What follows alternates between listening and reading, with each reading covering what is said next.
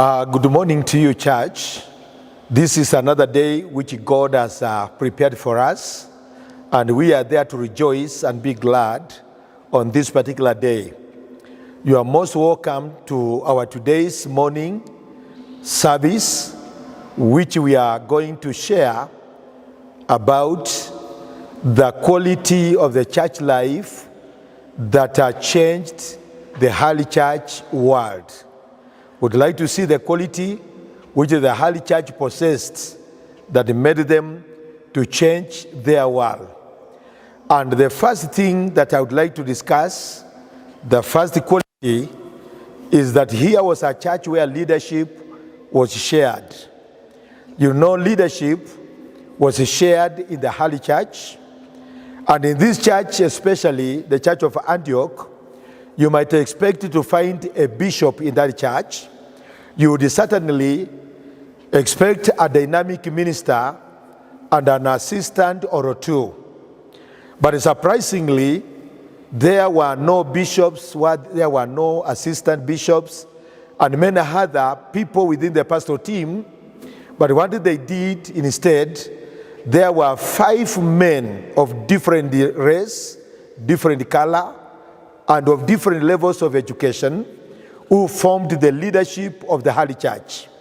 They just followed the biblical way of running a church.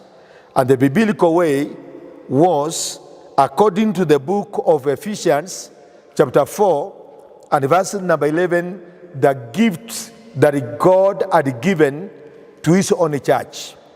The Bible tells us, that is the Apostle Paul in the book of Ephesians, chapter 4 and verse number 11, he says these words: "It was he who gave some to be apostles, some to be prophets, some to be evangelists, and some to be pastors and teachers."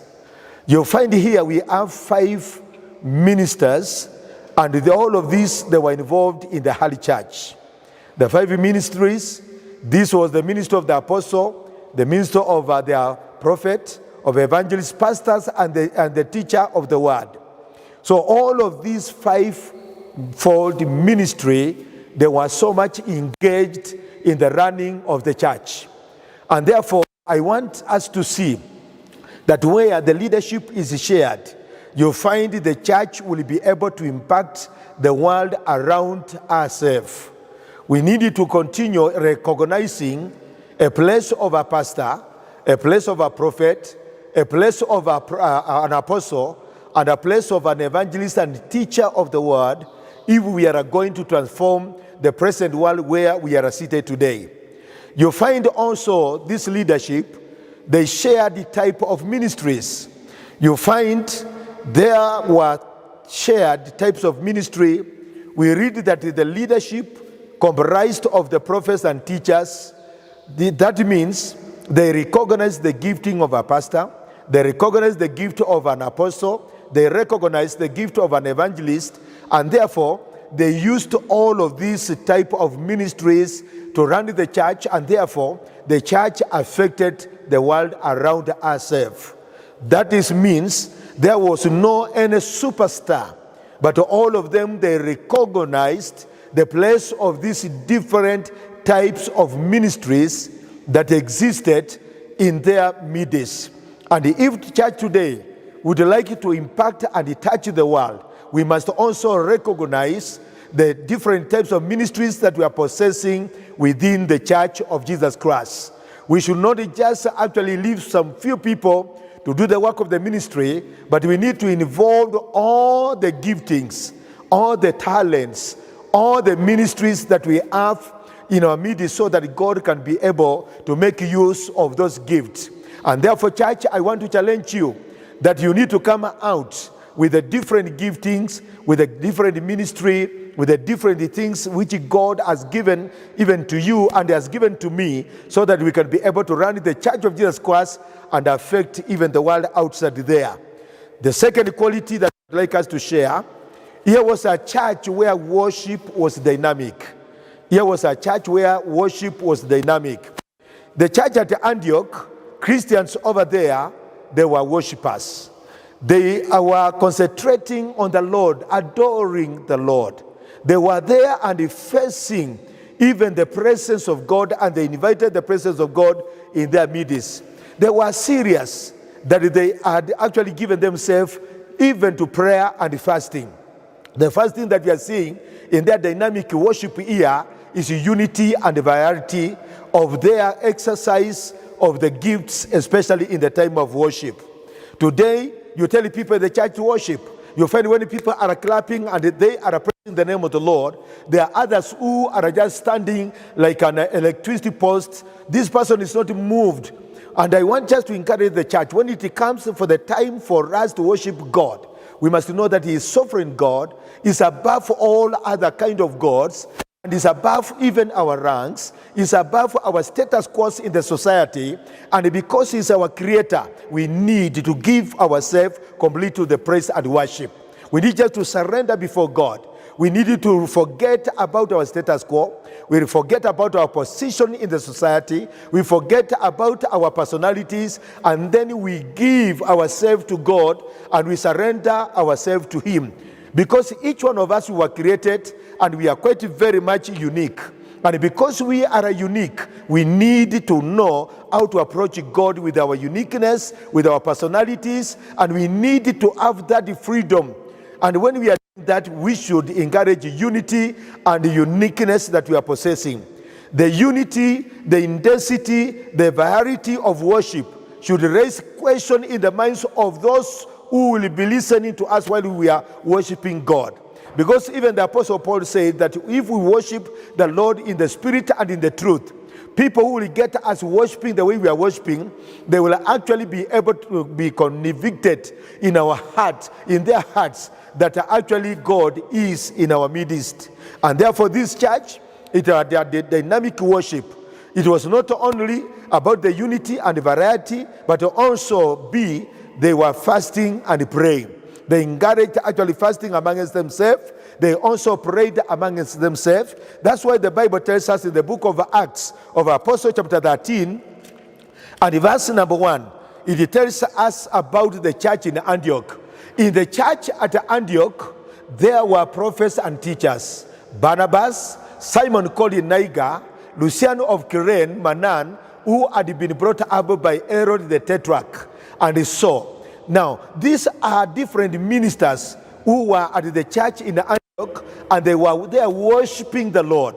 They had that kind of dynamic kind of worship, which they worshiped the Lord, and the Bible tells us they were fasting and praying. Because verse number 2, it says, while they were worshiping the Lord and fasting, the Holy Spirit said, set apart for me Barnabas and Saul for the work to which I have called them to do. The Bible tells us they were worshiping the Lord and they were fasting at the same time. Church, if you would like us to have power and to impact our world today, then what we should do, we should know how to fast and also to pray. And we should do this by the guidance of the Holy Spirit. So we find this church knew how to fast and pray. And today's church, we must also emulate the lifestyle and the qualities of the early church. Fasting means that we say to the Lord, look here, I'm willing to do without sleep, without food, without marital rights and other things that are deemed important to me, because I wanted to give myself 100% to God in fasting and seeking of His own face. We need to reach a place, church, believers, for us to surrender and come to a point where we are giving ourselves wholly to God, 100% to God in fasting and also in praying. The task that God has given unto us, even some demons, as Jesus Christ said, there are some types of demons which will never come out until we fast and pray. And I want to call the church in the name of Jesus Christ. I release the anointing of fasting and praying over you as the body of Jesus Christ, that may the Lord use you and use me in fasting and praying, so that at the end of the day, we shall be able to impact and change the world around ourselves. Then also, it was not only that they were dynamic in fasting and praying, but also their worship, it was orderly, simultaneous, and also silent. There was no confusion in the midst. There was no forced worship but their worship came automatically as the result of their commitment to God. We should not be pushed in order for us to pray, in order for us to worship, in order for us even to fast, but it should come simultaneously, automatically from our hearts, because of our commitment to God. And as we give ourselves to God, you'll find we shall feel the presence of God in us, and therefore our worship will be very much dynamic. Then also another thing here, under their dynamic worship, they were obedient to God. They were obedient to God. They devoted themselves to obedience. They obeyed.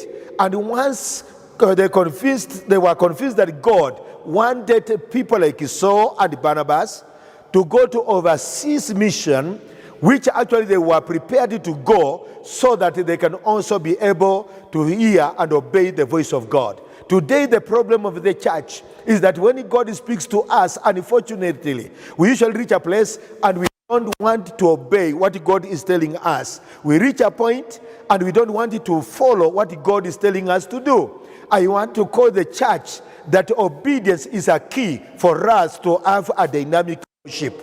Because even when we are worshiping, the Holy Spirit will speak to us. The Holy Spirit will speak to you, my sister. The Holy Spirit will speak to you, my dear brother. And therefore you need to obey the leading of the Holy Spirit, so that the same Holy Spirit will energize your worship, and you'll be able to touch even the throne of God, because God hates disobedience.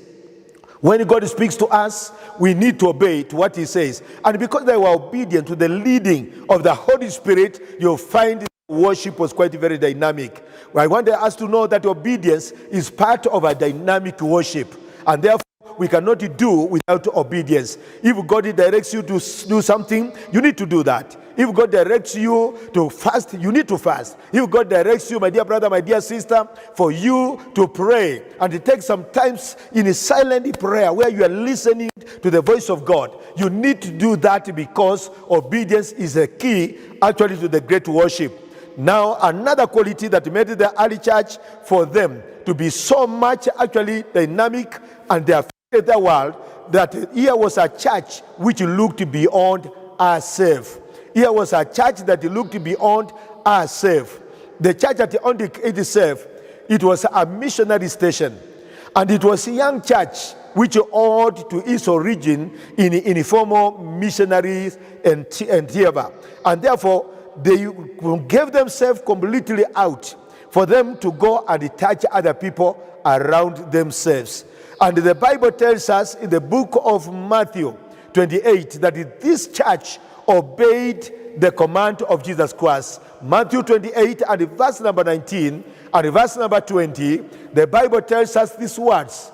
And this was the command of Jesus Christ, and the early church took it seriously. You and I must also take the command of Jesus Christ seriously if we want to change our own world where the church is treated today. There are many challenges outside there in this world where we are living today with the different world views. But I want to challenge the church. Let us take the command of Jesus Christ. We need also to be concerned with the world outside there, just the way the early church they did. And they obeyed the command of Jesus Christ in Matthew 28 and verse number 19 up to the letter. And I love this Great Commission command. He says, therefore, this was Jesus who was saying. He says, therefore, go and make disciples of all nations, baptizing them in the name of the Father and of the Son and of the Holy Spirit. That is what the Bible tells us. Jesus Christ, He left the command to you and me. And therefore, we need to obey. We need to be concerned with the society that is around where the church is treated. And that's why Jesus Christ told us to go and make disciples, not from just one clan of people, or one dialect of people, or one tribe of people, or one community. But He said we need to make disciples out of all the nation. That's why we need to bring Kikuyu to Jesus Christ. We need to bring Maasai to Jesus Christ. We need to be concerned with the Luya and the Luo Kisii, Canvas. We need to be concerned with the Americans. We need to be concerned with the Australians. We need to be concerned with the people from Europe. That these people, we needed to share with them about the gospel of Jesus Christ. And Jesus Christ went on. He said in verse number 20, and he teaching them. That means after we have made the disciples out of every nation, we need to teach the same people to obey everything that Jesus has commanded us. And Jesus Christ said this, and this is the promise that is giving us here from the scripture. And surely I am with you always to the very end of the age. Glory be to God. I thank God because of that. Because we are not alone as we are sharing with a community where the church is treated about the love of God. Jesus promised and he says, surely I'm with you always to the very end of the age. That encourages me so much. My brother, my dear sister outside there, where you are working at that university, where you are teaching in that high school, where you are teaching in that primary school, where you are doing your business at the marketplace, you are not alone. Jesus has promised to keep company with you as we are sharing his love. And that is the thing that we should be doing. Jesus never told us to do something that he had never practiced. But he also did the same while he was here on earth. And we get a very good example in the book of Acts, chapter number 10 and verse number 38. How Jesus Christ traveled from one place to another. And the Bible tells us here in Acts chapter 10 and verse 38, Jesus Christ said, and how God anointed Jesus of Nazareth. I want you to get me very clear as I'm coming almost to the end of today's message. How God anointed who? Jesus Christ of Nazareth with the Holy Spirit and power. God anointed Jesus Christ with the Holy Spirit and power. The same Holy Spirit is present here. The same power is present here. The same Jesus that actually sent us to go and make disciples from every nation and teaching them to obey everything that he taught us. He was an example. He went everywhere because God had anointed him with the Holy Spirit. I declare, let the Spirit of God be upon the church, be upon the believers, be upon those who are following Jesus Christ, so that they can be anointed with the power. And after Jesus was anointed by the Holy Spirit and power, the Bible tells us how he went around doing good and healing all who were under the power of the devil. Why? Because God was with him. God that was with Jesus Christ is the same God is together with us. Because God does not change. He's there yesterday, today, and forever. And if he anointed Jesus, and Jesus sent us with his authority and command, also church, I want to challenge you, walk under the power and the authority of Jesus Christ. If Jesus Christ healed the people, you can heal the people. If Jesus Christ cast out the demons, you can cast out the demons, because you are using the authority of Jesus Christ. And right now, I want to release the anointing of the Holy Spirit upon your life as the church of Jesus Christ. Where you are, use the authority that Jesus Christ has given unto you as a believer. Because the moment that you connected with Jesus, the moment that you get united with Jesus, that's the time he gave you the power. And in the name of the Lord Jesus Christ, I loosen that anointing over your life in Jesus' name. With the anointing that I'm carrying today, I want to release it over the body of Jesus Christ, over every believer, regardless of the denomination, regardless of the church that you are attending. Since you are a child of God, as long as you have been born again, I release this power over your life so that you can also walk under the same power, so that you can change the world, revolutionize the world, set the people free, and execute the purposes of God over this generation.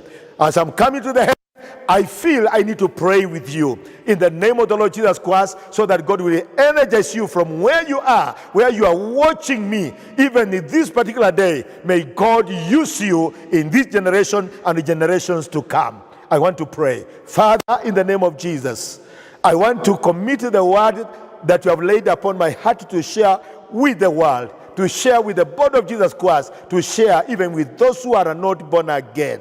That let your spirit touch your people, that we may walk under the power and transform our world where you have planted us as the church of Jesus Christ. Jesus, I know very soon you are coming to rapture your church, but before then, may you use the same church to penetrate and change the world where we have been situated. We give you praise, we give you honor. Bless your people, use them in casting out of demons and even causing people to know Jesus Christ as their personal Savior. I release that blessing in the name of God the Father, God the Son, and God the Holy Spirit, and we say amen.